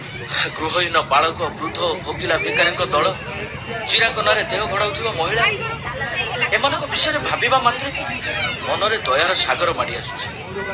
ହେଲେ ସେଇ ଦୟାର ସାଗର ଭିତରେ ବି କ୍ରୋଧ ରୂପୀ ତୋଫାନର ବି ଆବଶ୍ୟକତା ରହିଛି। ଏହା ସେଇଭଳି ତୋଫାନ ଯାହା ଥମିଯିବା ଜାଣିନଥିବ, ଚୁପ୍ ରହିଯିବା ଶିଖିନଥିବ। ଏହି ତୋଫାନକୁ କାୟମ ରଖିବା ପାଇଁ ଏଭଳି ଉତ୍ସାହୀ ଯୁବକଙ୍କ ଆବଶ୍ୟକତା ରହିଛି, ଯେଉଁମାନେ ସେଇ କ୍ରୋଧ ଆଉ ଦୟାର ପଞ୍ଝା ଭିତରେ ଆବଦ୍ଧ ନ ରହି ନିଜ ପାଇଁ ଲଢେଇ କରିବେ। ଓକିଲ ଭଳି ସମସ୍ତ ଶକ୍ତି ପ୍ରୟୋଗ କରି ଜେରା କରିବେ, କିନ୍ତୁ ମହକିଲ ଠାରୁ ଅଲଗା ହେଉନଥିବେ। ଯେମିତି ପୁଷ୍କରିଣୀ ଭିତରେ ପଦ୍ମ ଫୁଲ ଥାଇ ଜଳକୁ ସ୍ପର୍ଶ କରୁନଥିବ। ହଁ, ସେୟା ହିଁ ଦରକାର। ଯୋଉ ଲୋକମାନେ ଏଇ ଦାରିଦ୍ର୍ୟ ଆଉ ଆବର୍ଜନାର ପଙ୍କରେ ଦୂରରେ ରହି ତା ଭିତରେ ଫସି ରହିଥିବା ଦୁନିଆର ଅସମର୍ଥ ଆଶା ଆକାଂକ୍ଷାକୁ ସମାଜ ଆଗରେ ତତ୍ପରତାର ସହିତ ଏକ ଆହ୍ୱାନର ରୂପ ଦେଇପାରିବେ। ବାପା, ମତେ କିନ୍ତୁ ଟିକେ ଆଗରୁ ଯାଇ ସମିତିର କିଛି ସମସ୍ୟାର ସମାଧାନ କରିବାକୁ ପଡିବ। ଏଇ ଯେମିତି ଉତ୍ସବ ଚାଲିବା ବେଳେ କୌଣସି ଗଣ୍ଡଗୋଳ ଯେପରି ନ ହୁଏ। ଆଚ୍ଛା ହେମ, ତମେ ତ ଟିକେ ପରେ ଯିବ। ଆଚ୍ଛା, ସେତେବେଳେ ସୁଦ୍ଧା ଏଇ ଚିତ୍ର ସବୁକୁ ଟିକେ ଠିକ ଠାକ କରିଦିଅ। ହଉ। ମୁଁ ଆସୁଛି। ବୀରେନ ପାଖରେ ତ ଅତି ଚମତ୍କାରୀ ଶକ୍ତି ଅଛି। ହଁ ବାପା, ସେ ଏଭଳି ଚମତ୍କାର ଶକ୍ତି ଯାହା ସମସ୍ତଙ୍କ ଠାରୁ ଉର୍ଦ୍ଧ୍ୱରେ ରହେ। ବେଳେ ବେଳେ ତ ମତେ ଏ ଗାଁ ବୁଢିଆଣୀ ଜାଲ ଭଳି ଲାଗୁଛି। ଅନେକ ବର୍ଷ ପରେ ଫେରିଛି, କିନ୍ତୁ ଲାଗୁଛି ସତେ ଯେମିତି ମୁଁ ଚଷମାଟା ସହରରେ ଛାଡି ଦେଇ ଆସିଛି। ଅଥଚ ଏ ବୀରେନ ଗାଁକୁ ଆସୁ ଆସୁ ଗାଁକୁ ଆପଣେଇ ନେଲାଣି। ସିଏ ଗାଁକୁ ଆପଣେଇ ନେଲେଣି କି ନାହିଁ କିଛି ତ ଜଣା ପଡୁନି ବାପା। ଆଜ୍ଞା, ଅର୍ଜୁନଙ୍କ ଜଳଖିଆ ତିଆରି ହେଇ ସାରିଲାଣି। ହଉ ତୁ ଯାଉଛି। ବୁଝିଲ ମା ହେମ, ବାପା, ଏ ଚିତ୍ରଟି ଖୁବ ଭଲ ହେଇଛି। ଆଉ ଟିକେ ଟଚ୍ ଦବା ବାକି ରହିଛି। ଆଚ୍ଛା, ଏଥିରେ ନାଚୁଥିବା ଲୋକଙ୍କଠାରେ ଲାଇଫ ଅଛି, ରଙ୍ଗ ଠିକ ଅଛି, ସେମାନଙ୍କର ଗତି ବି ଠିକ ଅଛି, କିନ୍ତୁ ଗୋଟାଏ କୋଣରେ ଲୋକମାନେ ଏମିତି କାହିଁକି ଠିଆ ହେଇଛନ୍ତି ମା? ତମେ କଣ ଭାବୁଛ ବାପା? ମୁଁ ଭାବୁଛି ସତେ ଯେପରି ଏମାନେ ମାଟିରୁ ଜୀବନର ସହ ଏକାନ୍ତରେ ଥିବା ଶୁଖିଲା ଗଛ ଗୁଡା। ବାପା, ତମେ ତ ବେଳେ ବେଳେ ପୁରା କପି ହେଇଯାଉଛ। ଯେତେହେଲେ ମୁଁ ତ ବାପାଟି, ଖାସ୍ ସେଇଥିପାଇଁ। ଆଚ୍ଛା, ମୁଁ ଆସୁଛି। କୋଉଟା ଠିକ, ଏକାନ୍ତରେ ଥିବା ଶୁଖିଲା ଗଛ, ନା ନିର୍ବାସିତ ଆଉ ବାଟଗୁଡା ପ୍ରାଣୀ, ନା ଆଉ କିଛି? ଆରେ ଚେତୁ, ଆଜ୍ଞା, ସେଇ ଷ୍ଟୁଲଟା ନେଇ ଆସିଲୁ। ମୁଁ ଏଇଠି ବସି ଏ ଚିତ୍ରଟିକୁ ବାଗେଇ ଦିଏ। ଆଜ୍ଞା, ଏଇ ନିଅନ୍ତୁ। କଣ ରଙ୍ଗ ବି ଏଇଠି ରଖିଦେବି? ଆଣ, ଦେ, ହଉ। ମତେ ଦେ। ଏବେ ତ ଚିତ୍ର ଆଙ୍କିବା ମୋର ଏକ ପ୍ରକାରର ନିଶା ହେଇଗଲାଣି, ବୁଝିଲୁ ଚେତୁ? ଆଜ୍ଞା। ଆଉ ଟିକେ ପରେ ଚିତ୍ରକୁ ନେଇ ତୁ ମୋ ସାଙ୍ଗରେ ଯିବୁ। କୋଉଠିକି ଜମା ଦେଇ? ବୀରେନ ବାବୁଙ୍କ ସମିତିର ଉତ୍ସବ ଯୋଉଠି ହଉଛି, ସେଇ ପାହାଡ ତଳି ଜମି ପାଖକୁ। ମୁଁ ସେଠିକି ଉତ୍ସବ ପାଖକୁ ନାଇଁ, ମୁଁ ସେଠିକି ଯିବି ନାହିଁ। ଇରେ କାହିଁକି? ବୁଝିଲ ଜେମା ଦେଇ, ସେଠି ଆମେ ଗରିବ ଲୋକ ସବୁ ବସ୍ତି ତିଆରି କରି ରହିବୁ ବୋଲି ଠିକ କରିଥିଲୁ। ଆମେ ବାଉଁଶ ବୁଦା ବି ଲଗେଇଥିଲୁ। ପରିଶ୍ରମ କରି ଟୋକେଇ ବୁଣିଥାନ୍ତୁ, ଘର କରିଥାନ୍ତୁ, ବନ୍ଧ ତିଆରି ହୋଇଯାଇଥିଲେ ଚାଷବାସ ବି କରିଥାନ୍ତୁ। ହେଲେ ଗ୍ରାମ ଉଦ୍ଧାର ସମିତି ଜରିଆରେ ତ ତମ ମାନଙ୍କର ଦୁଃଖ କଷ୍ଟ ଘୁଞ୍ଚିଯିବ। ହେଲେ ସେ କଥା କିଏ ଜାଣେ ଜେମା ଦେଇ? ଆଉ ସମିତି ପାଇଁ ଅନେକ ସମୟ ପର୍ଯ୍ୟନ୍ତ ଯୁକ୍ତିତର୍କ ଚାଲୁଛି, କିନ୍ତୁ କିନ୍ତୁ କଣ? ବୀରେନ ବାବୁଙ୍କ ହୃଦୟରେ ତମମାନଙ୍କ ପାଇଁ କେତେ ଦରଦ କେତେ ଦୟା ସେ କଥା ତମେ ସବୁ ଦେଖିପାରୁନ। ତାଙ୍କ ମନରେ ସବୁବେଳେ ତମରି କଥା। ନା ନା ଆମର ଦୟା ଦରକାର ନାହିଁ ମା। କଣ କହିଲୁ ଚେଟୁ? ଦୟା ଦରକାର ନାହିଁ? ଏ କଥା ତତେ କିଏ କହିଲା? ଜେମା ଦେଇ ଲୋଚନ ଭାଇ କହୁଛନ୍ତି ଯେ ଇରେ ଚେତୁ ଏସବୁ କଣ ଚାଲିଛି? ଏମାନେ ସଭା ସ୍ଥଳକୁ ଯାଉଛନ୍ତି ମା। ବାଲେଶ୍ୱର ବାବୁଙ୍କ ପାର୍ଟିର ଲୋକ କରମଚାନ୍ଦ ବାବୁ ସେମାନଙ୍କ ଠାରୁ ଦୂରେଇ ଯାଇଛନ୍ତି। ସେ ଠାକୁର ପାର୍ଟିର ଲୋକଙ୍କ ସହିତ ମିଶି ଯାଇଛନ୍ତି। କାଲି ରାତିରେ ଯୋଉ ଝଗଡା ହେଇଥିଲା ତାର କିଛି ମୀମାଂସା କଣ ହେଇଗଲା? ଜାଣି ନାହିଁ। ଏଇ ଦେଖ ଜେମା ଦେଇ ଆର ପାର୍ଟିର ଲୋକେ ବି ସେଠାକୁ ଯାଉଛନ୍ତି। ଝଗଡା ଝାଟି କିଛି ନହେଲେ ମଙ୍ଗଳ।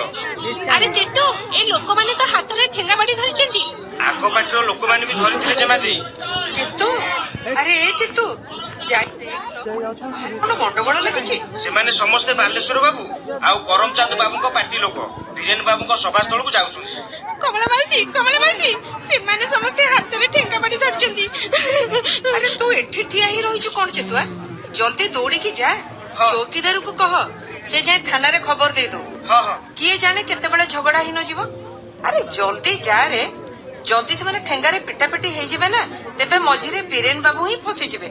ଯା ରେ ବାବା ଜଲ୍ଦି ଦୌଡ଼ିକି ଯା। ହଁ ମା ଏଇ ସାଙ୍ଗେ ସାଙ୍ଗେ ଗଲି। ମୁଁ ବି ଯାଉଛି କମଳା ମାଉସୀ। ସେଠି ବୀରେନ ଏକୁଟିଆ ଅଛନ୍ତି। ନାଇଁ ଯେମିତି ମୁଁ ତମକୁ ସେଠିକି ମୋଟେ ଯିବାକୁ ଦେବିନି। ଆରେ ଚେତୁ ଫେରିଲା ବେଳେ ଟିକେ ସଭାସ୍ଥଳରେ ମୁହଁ ମାରିଦେଇ ଆସିବୁ। ହଁ ହଁ ଯେମିତି ବୀରେନ ବାବୁ କଣ ଏଇ ଝମଲକୁ ନିଜ ମୁଣ୍ଡ ଉପରକୁ ଟାଣି ଆଣିଲେ? ମୋର ବିଶ୍ୱାସ ତାଙ୍କ କଥା ସମସ୍ତେ ମାନିବେ। ତମେ ଏବେ ସୁଦ୍ଧା ଗାଁ ଗଣ୍ଡା ମାମଲା ବିଷୟରେ କିଛି ବୁଝିପାରିନ। ଭଲ ମଣିଷଙ୍କର ଏଠି ଠା ବାସ ନାହିଁ। କେହି ତାଙ୍କ କଥା ଶୁଣିବେନି। ୟାଠୁ ବରଂ ଭଲ ସେଇ କଲିକତା। ଓହ ତମେ କମଳା ମାଉସୀ ଆରେ ମୁଁ ଠିକ କଥା କହୁଛି ଜେମା ଦେଇ। କଣ ଠିକ କଥା କହୁଛ? ତମର ଏଠିକି ଆସିବା ମୋଟେ 15 ଦିନ ହେଇଛି। ଏଇ ଦେଖୁନ ବଡ ମାଲିକଙ୍କର ସ୍ୱାସ୍ଥ୍ୟ କଣ ହେଲାଣି। ଚୌଧୁରୀ ଏଠି ନଥିଲେ ତ ଦିନେଟିଏ ବି ଏଠି କାଟିବା କାଠିକର ପାଠ ହେଇ ପଡନ୍ତା। ଆଉ ତମ କଥା ଛାଡ। ମତେ ତ ଏଇ ଗାଁ ବହୁତ ଭଲ ଲାଗୁଛି। ଏଠିକି ଆସି ମୁଁ କେତେ ନାହିଁ କେତେ ସ୍କେଚ ତିଆରି କରିସାରିଛି ଦେଖିଲ। ଆଗୁ ଜେମା ଦେଇ ଏ ଚିତ୍ର ତ ତମେ କଲିକତାରେ ବି ଥାଇ କରିପାରିବ। କେତେ ଯେ କେତେ ଚିତ୍ର ପୁଣି କରିପାରିବ। ୟାଠୁ ବଢିଆ ଚିତ୍ର। ତମେ ତ କମଳା ମାଉସୀ ସବୁବେଳେ ଓଲଟା କଥା କହୁଛ। ଆମେ ତ ପୁଣି ଏଇ ଗାଁର ସନ୍ତାନ ନା। ଏଇ ମାଟି ଆମର ମା। ତା ଛଡା ଆମେ ଆସି ଏଠି ରହିବାକୁ ଇଚ୍ଛା କରିଛୁ। ତାରି କୋଳକୁ ଫେରି ଆସିବାକୁ ଚାହୁଁଛୁ। ଜେମା ଦେଇ ମୋର ଏତେ ବୁଦ୍ଧି ନାହିଁ ଯେ ତମକୁ ମୁଁ ବୁଝେଇ ପାରିବି। ହେଲେ ଏତିକି କହି ରଖୁଛି ଉପୁଡି ଯାଇଥିବା ଗଛ ଚେର ଶୁଖିଗଲା ପରେ ତାକୁ ଆଉ ଥରେ ମାଟିରେ ପୋତିବା ବୃଥା। ତା ଫୁଲ ବଙ୍ଗଳାର ଫୁଲଦାନୀରେ ସିନା ଶୋଭା ବଢେଇ ପାରିବ ହେଲେ ଆଉ କିଛି କରିପାରିବନି। କମଳା ମାଉସୀ ତମ କଥା ଗୁଡାକ ଭାରି ଭୟଙ୍କର। ମତେ ତ ଏଇ କଥା ଗୁଡାକ ଡରେଇ ଦଉଛି। ହଁ ହଁ ଏପଟକୁ ନେଇ ଆସ ଧୀରେ ଧୀରେ। ଆଚ୍ଛା ଆଜ୍ଞା ତୁ ତାଙ୍କ ହାତ ଧରିଥା। ନେଇଯା ଧୀରେ ଧୀରେ ନେଇଯା। ଏ କାହା ପାଟି ଶୁଭୁଛି? କିଏ ଆସୁଛି? ଆରେ ବୀରେନ ବାବୁଙ୍କୁ ଧରି 2 ଜଣ ଲୋକ ଇଆଡକୁ ଆସୁଛନ୍ତି। ହେ ଭଗବାନ ତାଙ୍କୁ ତ ଆଘାତ ଲାଗିଛି। ମାଲୋ ଅବସ୍ଥା ଯେ କଣ ହେଇଛି ତାଙ୍କର। ବୀରେନ ବାପା ଇଆଡକୁ ଶୀଘ୍ର ଆସନ୍ତୁ ବାପା। କଣ ହେଲା ରେ ବା? କଣ ହେଲା? ବୀରେନକୁ ଆଘାତ ଲାଗିଛି। ସେ ଆହତ ହେଇଛନ୍ତି। ହେ ଭଗବାନ ଆରେ ଇଏ ତ ବେହୋସ ହେଇଯାଇଛନ୍ତି। ବ୍ୟସ୍ତ ହୁଅନ୍ତୁନି ଜେମା ଦେଇ। ହଁ ହଁ ଷ୍ଟ୍ରେଚରକୁ ଏଇଠି ରଖ। ବୀରେନ କଣ ହେଲା? ଆରେ ଇଏ ତ ବେହୋସ ହୋଇଯାଇଛନ୍ତି। ଚେତୁ ଆରେ କଣ ହେଲା? ହଜୁର 2 ଦଳର ଗୁଣ୍ଡା ଭିତରେ ଝଗଡା ଲାଗିଗଲା। ବୀରେନ ବାବୁ ତାଙ୍କ ମଝିକୁ ଚାଲିଗଲେ। ଏଇ ଲୋଚନ ଭାଇ ଜୀବନକୁ ପାଣି ଛଡେଇ ତାଙ୍କୁ ରକ୍ଷା କରିଦେଲେ। ନହେଲେ ଗୋଟେ କାମ କର ୟାଙ୍କୁ ଶୀଘ୍ର ଘର ଭିତରକୁ ନେଇ ଚାଲ ହେଲା। ବ୍ୟାଣ୍ଡେଜ ବାନ୍ଧିବା ପାଇଁ ଘରେ କଣ କିଛି ଅଛି? ଏ କମଳା ବୀରେନକୁ ଜଲ୍ଦି ଘର ଭିତରକୁ ନେଇ ଚାଲ ତ। ଚେତୁ ବାଗେଇ କରି ତାଙ୍କ ଶୁଆଇ ଦେ। ହେମ ଉପର ଘର ଆଲମିରାରେ ଲୋସନ ଅଛି ନେଇଆ। ଜଲ୍ଦି କର। ଲୋଚନ କିଏ? ଆଜ୍ଞା ମୋ ନାଁ ଲୋଚନ। ତମେ ବଡ ସାହସର କାମ କଲ। ଏଇ 10 ଟଙ୍କା ନେଇ ଦୌଡିଛ। ଥାନା ପାଖରେ ଡାକ୍ତର ରହୁଛନ୍ତି। ଆପଣ ଟଙ୍କା ରଖନ୍ତୁ। ମୁଁ ଡାକ୍ତରଙ୍କୁ ଆଗରୁ ଖବର ଦେଇଦେଇଛି। ସେ ଏବେ ଆସୁଥିବେ। ତମେ କଣ ଏଇ ଗାଁର? ହଁ ମାନେ ମୁଁ ଏଇ ଗାଁର ପୁଣି ଏ ଗାଁର ବି ନୁହଁ। ହୁଁ? ଆପଣ ଗୋଟେ କାମ କରନ୍ତୁ, ବୀରେନ ବାବୁଙ୍କୁ ଯାଇ ଦେଖ। ହଁ ହଁ ହଁ ହଁ। ମୁଁ ପଟି ବାନ୍ଧି ଦଉଛି, ସାଙ୍ଗେ ସାଙ୍ଗେ ରକ୍ତ ବନ୍ଦ ହେଇଯିବ, ବ୍ୟସ୍ତ ହୁଅନ୍ତୁ। ନା ଟଏଲେଟ ଥିଲା। ତମ ନାଁ ଲୋଚନ? ହଁ ତମେ ବୀରେନର ଜୀବନ ରକ୍ଷା କରିଛ। ତାଙ୍କର ଏବେ ହୋସ ଆସିଲାଣି। ଆମେ ତମ ପ୍ରତି ବହୁତ କୃତଜ୍ଞ। ସତ କହିବାକୁ ଗଲେ ମୁଁ ତାଙ୍କ ଜୀବନ ରକ୍ଷା କରିନି। ତମ ବାହୁରେ ବି କ୍ଷତ ହେଇଛି। ବୀରେନ ବାବୁଙ୍କ ଜୀବନ ରକ୍ଷା ସେଇମାନେ ହିଁ କରିଛନ୍ତି ଯୋଉମାନଙ୍କ ଠାରୁ ଜମି ଛଡେଇ ନେଇ ସେ ଗ୍ରାମୋଦ୍ଧାର ସମିତି ଭବନ ନିର୍ମାଣ କରୁଛନ୍ତି। ଯେତେବେଳେ ସମିତିର ବିପ୍ଳବୀ ଯୁବଗୋଷ୍ଠୀ ନିଜ ନିଜ ଭିତରେ ଠେଙ୍ଗାରେ ବାଡିଆ ପିଟା ହଉଥିଲେ, ସେତେବେଳେ ସେଇ ଜମି ହରା ଗରିବ ଲୋକମାନେ ବୀରେନ ବାବୁଙ୍କୁ ବଞ୍ଚେଇବା ପାଇଁ ମୋ ସହିତ ଆଗେଇ ଆସିଲେ। ବିପ୍ଳବର ଆଲୋକ ବର୍ତ୍ତିକା ବଞ୍ଚିଗଲେ। ଏବେ ଜାଣିପାରୁଛି ଆପଣ ଜଣେ ଶିକ୍ଷିତ ବ୍ୟକ୍ତି। ଶିକ୍ଷିତ? ହଁ, ଶିକ୍ଷିତ ବି, ପୁଣି ଶିକ୍ଷିତ ନୁହଁ ବି। ଆଚ୍ଛା, ମୁଁ ଆସୁଛି। ହଁ, ଏ ଚିତ୍ର ଆପଣ ଆଙ୍କିଛନ୍ତି? କଣ କିଛି ତ୍ରୁଟି ରହିଯାଇଛି କି? ନା ନା, ମାନେ ଆପଣ ଆମ ନାଚର ଗତିକୁ ରେଖା ଆଉ ରଙ୍ଗ ମାଧ୍ୟମରେ ଅତି ନିଖୁଣ ଭାବରେ ଅଙ୍କନ କରିଛନ୍ତି। ଆଉ ଆଉ ଆଉ କଣରେ ଠିଆ ହେଇଥିବା ଏ ଲୋକମାନେ ଯୋଉମାନଙ୍କୁ ଛାୟା ଘୋଡେଇ ପକେଇଛି, କେମିତି ହେଇଛି? ଠିକ ଯେମିତି ନିଜ ଶିକୁଳିରେ ବନ୍ଧା ହେଇଥିବା ବନ୍ଦୀ। ବନ୍ଦୀ? ବନ୍ଦୀ କାହିଁକି? ଏକଥା ପୁଣି କହିବାକୁ ପଡିବ। ଆଚ୍ଛା, ନମସ୍କାର, ଆସୁଛି। ଏ ଚିତ୍ରରେ ନିଜ ଶିକୁଳିରେ ବନ୍ଧା ହେଇଥିବା ବନ୍ଦୀ, ନିଜ ଶିକୁଳିରେ ବନ୍ଦୀ।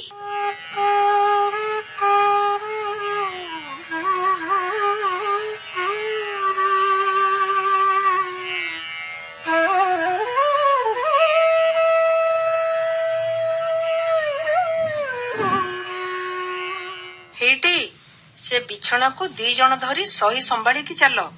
ଦେଖ ସେ ବାକ୍ସରେ ଚିନାମାଟି ଜିନିଷ ଅଛି, ସାବଧାନରେ ନବ କହୁଛି।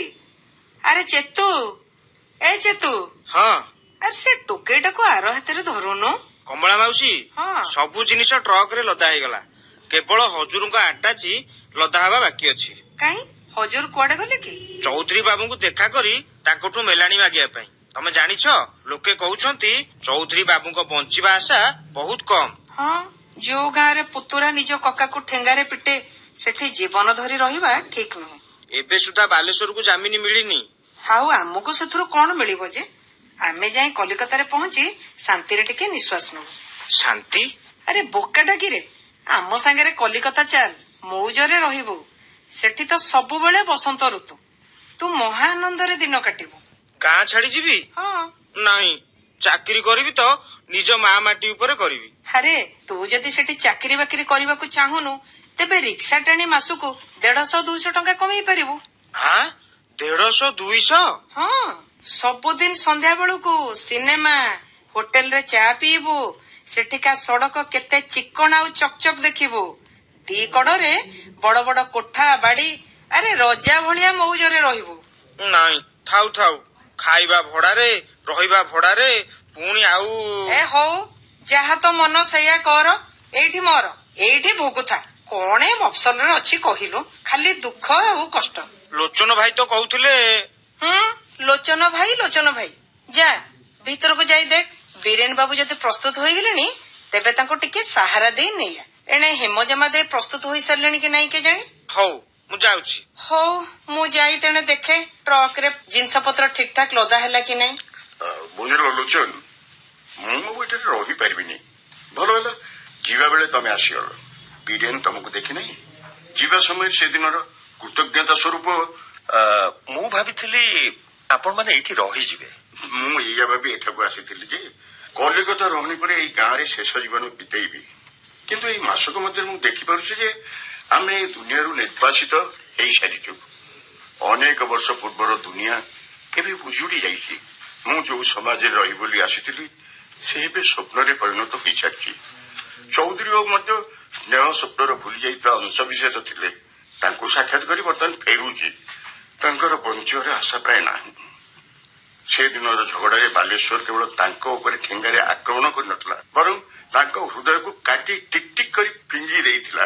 କେବଳ ବାଲେଶ୍ୱର ହିଁ ଗାଁର ନୂଆ ପିଢି ନୁହେଁ, ମୁଁ ଜାଣିନି କିଏ ନୂଆ ପିଢି ବସ୍ ମୁଁ କେବଳ ଏତିକି ଦେଖୁଛି ଯେ ରୋହିତଙ୍କ ସୁଖ ଦୁଃଖରେ ସାହାଯ୍ୟର ହାତ ବଢେଇ ଦେଇଥିବା ଜମିଦାର ପୁରୁଷାନୁକ୍ରମିକ ଅନୁଭବକୁ ରକ୍ଷା କରୁଥିବା ବୟସ୍କ ଲୋକେ ନିଶ୍ଚିନ୍ତ ରହି ହସି ପାରିବାର ବେଳ ବଡମାନଙ୍କୁ ସମ୍ମାନ ଦେଉଥିବା ନବଯୁବକ ଯେତେବେଳେ ଏସବୁ ନାହିଁ ସେତେବେଳେ ଏ ଗାଁରେ ରହି ମୁଁ କରିବି କଣ ମୋର ତେବେ ଠିକଣା ହେବ ସହର।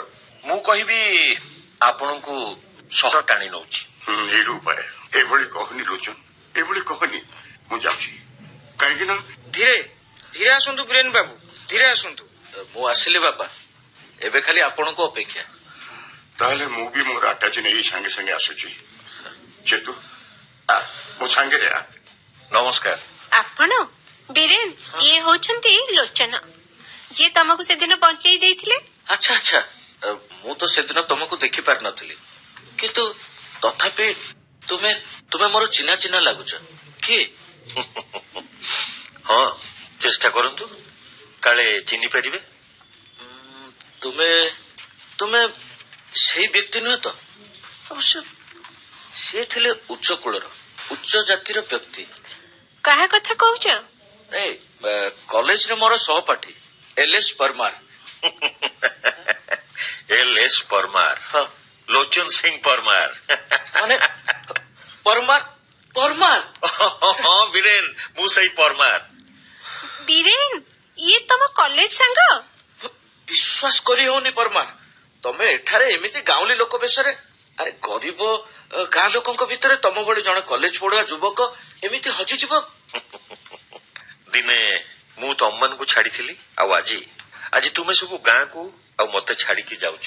ପରମାର, ମୁଁ ଆଜି ଏଇଥିପାଇଁ ଯାଉଛି ଯେ ମୁଁ ମୋ ଆଦର୍ଶକୁ ଖଣ୍ଡିତ ହେବା ଦେଖିପାରିବିନି। ଆଦର୍ଶ?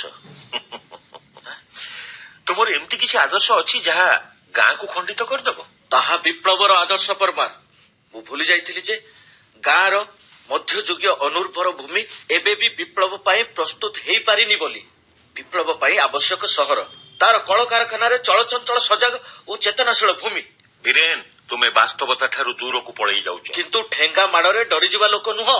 ସେ କଥା ସତ, ତମେ ଠେଙ୍ଗା ମାଡ ଡରରେ ପଳେଇ ଯାଉନ ସିନା, ତମେ ପଳେଇ ଯାଉଛ ଲୋକଙ୍କର ଦଳୀୟ ମନୋଭାବ, ଅନ୍ଧବିଶ୍ୱାସ, କଳି ତକ୍ରାଳର କାଦୁଅ ଡରରେ। ବୋଧହୁଏ ତାକୁ ତମେ ଗୋଟିଏ ଡିଆଁରେ ପାରି ହେଇଯିବ ବୋଲି ଭାବିଥ। ତୁମେ ପଳେଇ ଯାଉଛ ବୀରେନ, ତୁମେ ପଳେଇ ଯାଉଛ, ଭୟରେ ପଳାୟନ କରୁଛ। ମୁଁ ପଳାୟନ କରୁଛି? ନା ନା, ଏକଥା ଭୁଲ। ଆମେ ଚାଲି ଯାଉଛୁ। କାହିଁକି ନା ହେମଜମା ଦେ ବୀରେନ ବାବୁ, ଆରେ ତମେ ସବୁ କଣ ଯିବନି? ସବୁ ଜିନିଷ ପତ୍ର ଆଗରେ ପଠାଯାଇ ସାରିଲାଣି। ଡେରି କଲେ ଗାଡି ଫେଲ ହେଇଯିବ ଯେ। ବଡ ହଜୁର କୁଆଡେ ଗଲେ ଜମା ଦେ? ହଁ ମୁଁ ଏଥର ଆସିଗଲି ବୀରେନ। ବୀରେନ, ଆଜ୍ଞା। ତମେ ଚେତୁର ଆଶ୍ରୟ ନେଇ ଧୀରେ ଧୀରେ ଯାଇ ଆଗରେ ଭଲ ଭାବରେ ବସିଯାଅ। ହଁ, ମୁଁ ଆସୁଛି ପରମାର। ପୁଣି କେବେ? ପୁଣି କେବେ? ପୁଣି କେବେ? ଆଚ୍ଛା ଲୋଚନ, ମୁଁ ବି ବାହାରିଲି, ସମ୍ଭବତଃ ତମ କଥା ଠିକ ହେଇପାରେ। ଆହା, ମୁଁ ଯଦି ଆପଣମାନଙ୍କୁ ଅଟକେଇ ପାରିଥାନ୍ତି। ଆରେ ମା ହେମ, ବାପା, ତୋ ଚିତ୍ରଟା ସେ କୋଣରେ ରହିଯାଇଛି। ଏଇ ସାଙ୍ଗେ ସାଙ୍ଗେ ନେଇ ଆସୁଛି, ତମେ ଆଗରେ ଚାଲ। ତମେ ବି ଚାଲି ଯାଉଛ ହେମଲତା ଦିଦି? ଆଉ କିଛି ଉପାୟ ନାହିଁ ଲୋଚନ। ମୁଁ ଜାଣିଛି, ଏସବୁ କେବଳ ବୀରେନର ମୋହରେ। ମୁଁ ବୀରେନକୁ ଏଇଠି ଅଟକେଇ ପାରିଥାନ୍ତି, କିନ୍ତୁ କିନ୍ତୁ ଗୋଟାଏ କଥା ନା ବାପା ବୁଝିପାରୁଛନ୍ତି ନା ବୀରେନ, କିନ୍ତୁ ମୁଁ କିଛି କିଛି ବୁଝିପାରୁଛି। ଅବସର ନେବା ପରେ ବାପା ଗାଁକୁ ଫେରି ଆସିଥିଲେ ସମ୍ମାନ ପାଇବା ଆଶାରେ, ଶେଷ ଜୀବନ ମର୍ଯ୍ୟାଦାଜନକ ହବା ଆଶାରେ। ବୀରେନ ଏ ଗାଁରେ ବିପ୍ଳବର ଯୋଜନା ଗୁଡିକର ପାହାଡ ଠିଆ କରିଦେବାକୁ ଚାହୁଁଥିଲେ, ଆଉ ମୁଁ ଗାଁର ଆକର୍ଷଣୀୟ ଦୃଶ୍ୟର କଳ୍ପନାର ମହଲ ଗଢିବାର ଲାଳସା ନେଇ। ମହଲ ତ ଭାଙ୍ଗି ପଡିବା ପାଇଁ ଗଢା ହେଇଥାଏ ଦିଦି। ସେ କଥା ମୁଁ ଜାଣେ, କିନ୍ତୁ ଆମେ ତିନି ହିଁ ବୁଝିପାରିଲୁନି ଆମର ଚେର ଏଠି କଟା ସରିଛି। ଆମେ ଗାଁ ପାଇଁ ଅପରିଚିତ ହେଇପଡିଛୁ। ତମେ ନିଜେ କଣ ଏଇ ଦ୍ୱିଧା, ଏଇ ଗୋଳମାଳିଆ ପରିସ୍ଥିତି, ଏଇ ଯନ୍ତ୍ରଣାର ଶିକାର ହେଇନ? ଗୋଟିଏ ପଟେ ଗାଁର ଡାକ, ଅନ୍ୟପଟେ ଶିକ୍ଷା ଦୀକ୍ଷାରେ ପରିପୂର୍ଣ୍ଣ ନଗର ସଭ୍ୟତାର ମଜବୁତ ଆକର୍ଷଣ। ଓହ, କି ଭୟଙ୍କର ଏଇ ଖାଇ! ଏ ତ ଆମ ଶରୀର, ଆମ ମନ, ଆମ ବ୍ୟକ୍ତିତ୍ୱକୁ ଖଣ୍ଡ ବିଖଣ୍ଡିତ କରିଦେଇଛି। ତମେ କୁହ ଲୋଚନ, କେମିତି ଏ ଦ୍ୱିଧା କଟିବ? କେମିତି ଆମେ ମାଟି ମାର ସୁଗନ୍ଧ ଆଉ ତାର ସ୍ପର୍ଶ ଅନୁଭବ କରିପାରିବା? କୁହ ଲୋଚନ, ତମେ କୁହ କୁହ। ହେମଜମା ଦେଇ ଡେରି ହଉଛି, ଜଲ୍ଦି ଆସ। ତୁମ ପ୍ରଶ୍ନର ଉତ୍ତର ମୋ ପାଖରେ ଅଛି, ହେଲେ ତମେ ତ ଚାଲି ଯାଉଛ।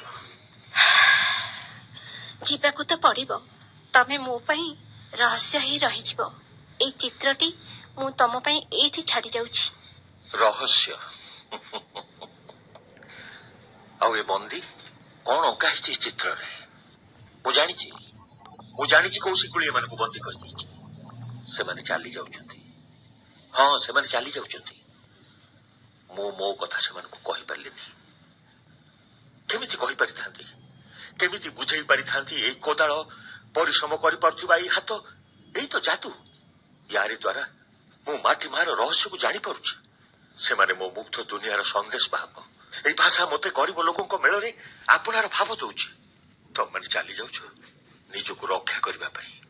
ହଁ, ତମେମାନେ ଚାଲି ଯାଉଛ ନିଜକୁ ରକ୍ଷା କରିବା ପାଇଁ। ପଳାୟନ କରୁଛ ତମମାନେ। କିନ୍ତୁ ମୁଁ କଣ ଏକୁଟିଆ ହେଇଯାଇଛି? ହଁ, ଏକୁଟିଆ ହେଇପାରେ, କିନ୍ତୁ ବନ୍ଦୀ ଜୀବନ ତ ନୁହଁ। ଲୋଚନ ଭାଇ କିଏ? ତମେ ମନକୁ ମନ କଣ ଗୁଡାଏ ବକି ଯାଉଥିଲ ଲୋଚନ ଭାଇ? ଚେତରାମ, ଆରେ ମୁଁ ଭୁଲି ଯାଇଥିଲି ଯେ। କଣ ଭୁଲି ଯାଇଥିଲ? ମୁଁ ଏକୁଟିଆ ନୁହେଁ ବୋଲି। ଏକୁଟିଆ? ହଁ, ଆଉ ଏକଥା ଭୁଲି ଯାଇଥିଲି ଯେ ଆମ ସଂସାରରେ ଅଯଥା ଗପ କରିବାକୁ ବେଳ ନାହିଁ। କାମ ତ ବହୁତ ଅଛି ଭାଇ। ଏବେ ତ ଆମକୁ ଆମ ଜମି ପୁଣି ମିଳିଗଲାଣି। ତାହେଲେ ହଁ, ଏଥର ଚାଲ ଚେତରାମ, ପାହାଡ ତଳ ଜମିକୁ ଖୋଳି ତାଡି ସମତଳ କରିବା। ଆଜି ହିଁ ଆରମ୍ଭ କରିଦବା ସେ କାମ। ଆଉ ବାଉଁଶ ବୁଦା ବି ଆହୁରି ଲଗେଇଦବା। ହଁ, ଠିକ କହିଛୁ। ତା ଛଡା ବନ୍ଧ ତିଆରି କାମ ବି ପୁଣି ଆରମ୍ଭ କରିଦବା।